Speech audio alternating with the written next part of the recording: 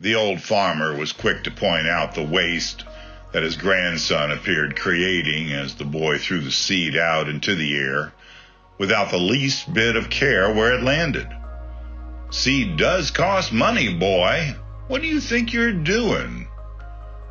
"Sunday school, Grandpa," the boy answered.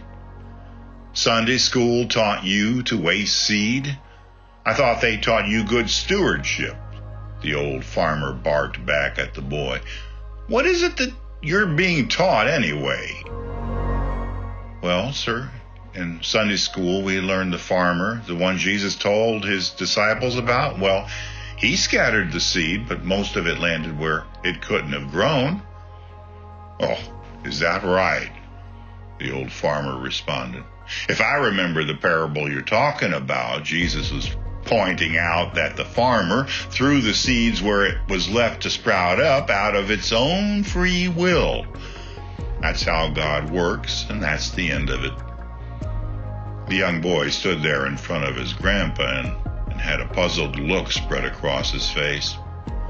"Oh, what is it now, boy?" "Well, sir, why would God have his farmers scatter seed in places where he knew the seed wouldn't come up? God knows what he's doing, doesn't he?" "Yes, of course God knows."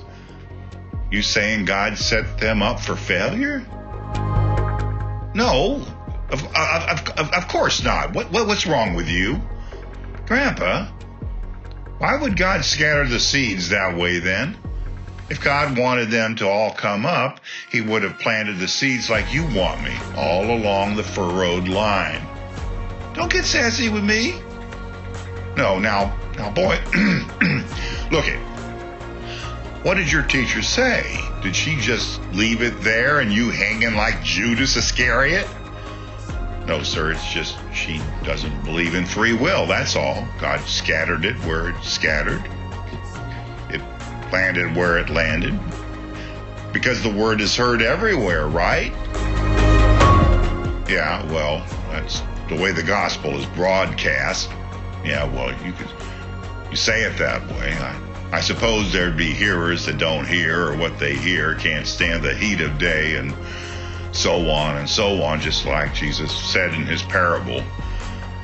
We just don't broadcast that way around here, okay?" "Yes, sir," the boy answered, turned around and smiled.